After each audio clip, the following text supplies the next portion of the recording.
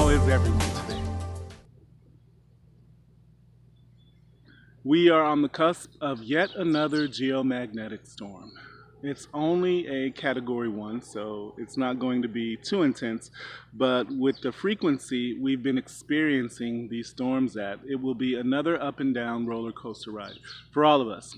Now, the only way to pass through this series of storms and to gain something from it is to determine from the highs and lows you experience emotionally that you will make a shift within yourself, the core of your being, so that when you're passing through these storms, when the external energies affect the internal balance, it should become obvious, and probably has become obvious to many of you, that the only way through it effectively is to shift yourself. Not necessarily to shift what's going on outside, but to shift what's going on inside. And this is something that is a constant in our discussions.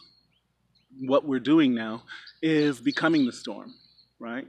Learning to ride with it, to accept its highs and lows, to allow them to pass and flow through us, and to flow along with the energies, which is the best way to get through life in general. Just like Bruce Lee said famously, be like water, my friend, right? So, I didn't necessarily have a specific topic that I wanted to talk about today, but one thing that I do want to discuss is friends and family. Friends and family members who are watching you undergo a transformation of sorts, and they are not certain what is going on with you. And simultaneously, you are watching them undergo the same exact ups and downs that you're going through, but they perhaps are responding to it a bit differently than you are. Now, I have a question for you. Are you engaging your friends and family in what you're going through? Are you telling them anything about your own personal experiences, explaining to them ways in which they too may go through these experiences and gain something higher from it? If you are not, perhaps you should consider the possibility that they would benefit from your advice. Now, if you are the black sheep of the family or someone whom the rest of the family considers to be slightly off kilter, you know what? You're not going to be making anybody upset or show anybody anything new about yourself if you do come at them with a slightly off-center perspective, which is the perspective that we are coming from, because it is not mainstream. You know, we're speaking from an energetic perspective, and that is not something that most people will admit to existing, although the scientific evidence for our existence within a sea of energy, electromagnetic and otherwise, is firmly established, and the effects of these energies upon us physically, while also being established, is not mainstream knowledge. You know, people still want to believe that we are inviolate, that the movement of the planets, the movement of the solar system through the galaxy doesn't affect human beings in any way, as if we are isolated upon this rock, flying through space, hurtling through space rather, as if we are not affected by our environments. Even the study of epigenetics shows that we are affected intergenerationally by environmental events. Things that happen to our ancestors affect us. Stressors that they had to deal with in their lives are passed down into succeeding generations. These are things that are firmly established in science, and yet the mainstream is far behind. Now, CNN or MSNBC or Fox News may report on many of these things, but they are reported on in a way that makes it seem as if they don't really affect us, as if they are external to our lived experience when they are primary to our lived experiment and experience. So, if you have not begun to talk to your family and friends about what's going on, you might want to do so in a way that doesn't necessarily compromise your own sense of understanding of these times. And it's possible to do so in a very grounded manner that doesn't involve any esoteric or alternative perspectives, right? If people are undergoing really, really traumatic events, if the energy cycling through them are leaving them a bit worse for wear and they're cycling in their thoughts, it'll be really, really simple to just tell them to do certain things in order to calm their thoughts, you know? Eat a cookie, like the Oracle said in The Matrix, right? Eating a cookie can help people to take their minds off of the things that they are cycling on and on about, that they are dwelling on, right? And there are other things. Exercise, right? Exercise and the release of endorphins, even going on social media or surfing the net can release dopamine into your system. There are natural ways to break a negative mood cycle. And these are basic, simple things that you can send them links to online so they can see for themselves that they work. And you can remind your family members and friends about these simple remedies to their emotional ups and downs at any time that you choose to. So these are surface level remedies to the deeper things that are going on, but they suffice to keep people somewhat grounded and at peace while we are undergoing these cyclic storms that we are experiencing. Now, if you receive significant pushback from your family members and friends, you might want to look deeper. You might want to look to some of the deeper aspects of interaction, not only with the world, the environment around us, and the actual physical aspect of the environment, the electromagnetic, energetic resonance factor, and the ups and downs we're experiencing with these storms, but you might want to look at external factors that may actually involve non corporeal entities. Yeah, I said it. Now, the more common understanding of this type of interaction would have to do with the simple term ghosts, right?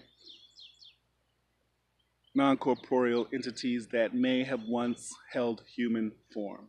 But there are other forms of entities that exist out there as well that have never held a human body.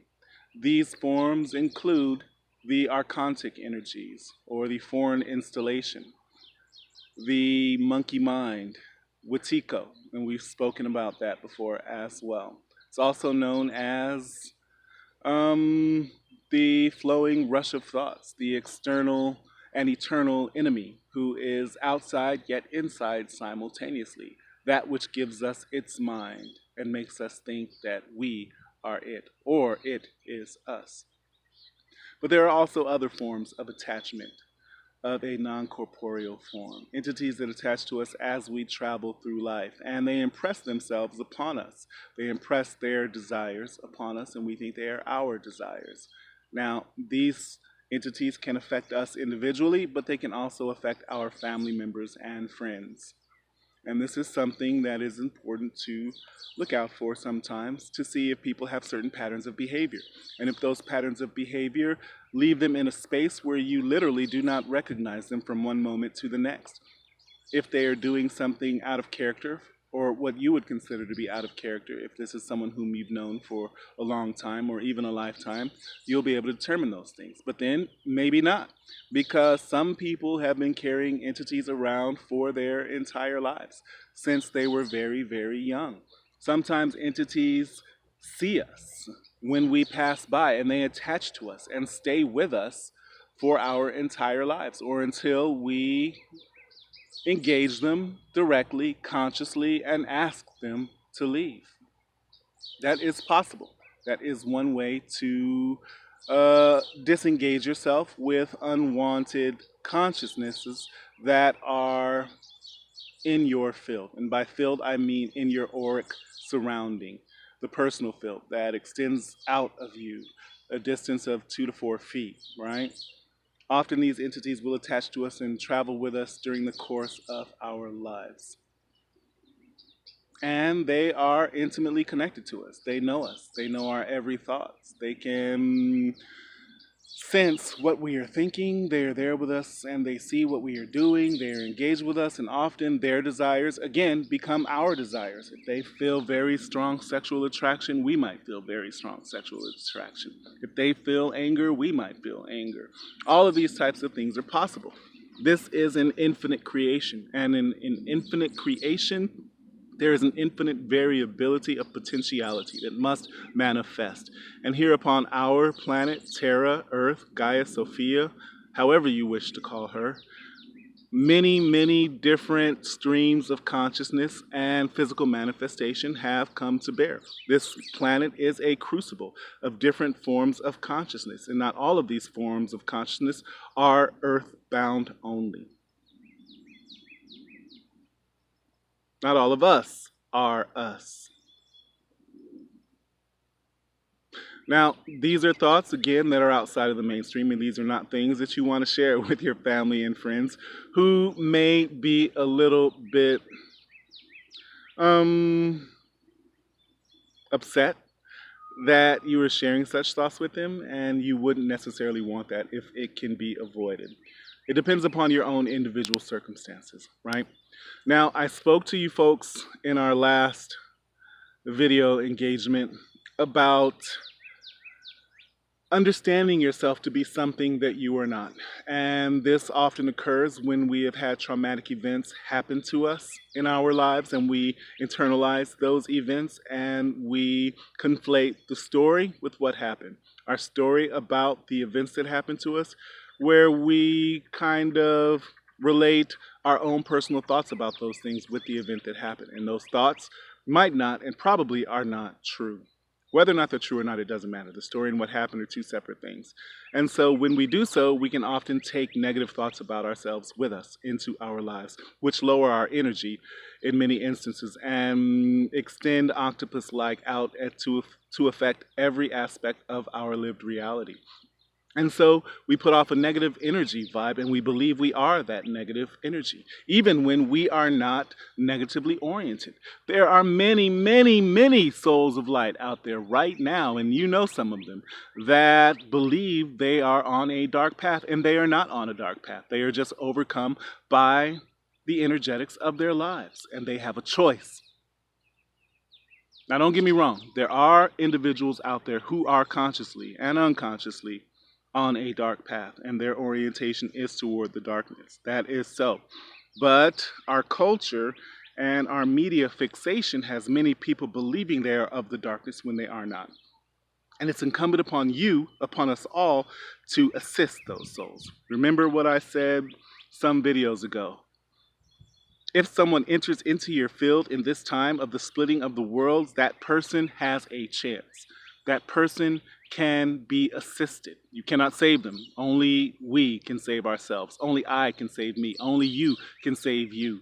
We cannot save anyone. No one close to us, no one distant from us. So what we have to do is engage people in the attempt to save them from themselves. Literally. You must help them determine how to help themselves. And by doing so, you have to be educated. You have to know what types of tools they can use, what types of spiritual technology can be employed by these individuals that will most effectively help them. And often it boils down to choice, to everyone making choices. And for people who believe themselves to be on a dark path who are not, that would mean they would have to make different choices. Choices toward the light rather than the darkness, even though all of their choices, or many of their choices up until now, have led them upon that dark path. Now, many of these people may be sociopaths, but they are not psychopaths. Psychopaths are born. Sociopaths are made, again, by their environment. And some of these people, to bring it back to where we started, may be among our family and friends. So if they are in your lives, they are salvageable. So never ever give up on anyone in your immediate environment. Never ever give up on your family. Never ever give up on your friends, even if it seems to you that you must. Now, I'm not talking about putting yourself in danger, physical danger or emotional danger. You have to be strong in order to help other people be strong. Them witnessing your strength helps them to find their own strength. So if you have to weather a little bit of yelling, if you have to weather someone storming off or giving you the silent treatment, you know what? You get what you get. And that's fine.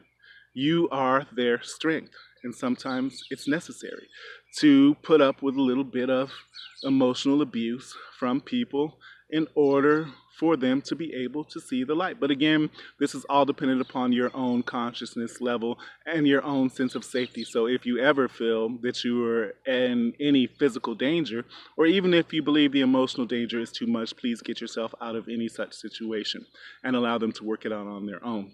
We do what we can for people. We don't want to give up on them, but sometimes you have to help people from a distance. And sometimes distance itself helps people. So we're passing through these energies, all of us together, interactive. And we are assisting each other at the conscious and the subconscious level, whether or not we realize it. And this will continue going forward. It will not stop. So look for the opportunities, engage the synchronicities, follow the clues in that pathless path written in the sky, and see where it takes you. See where it takes us. Peace.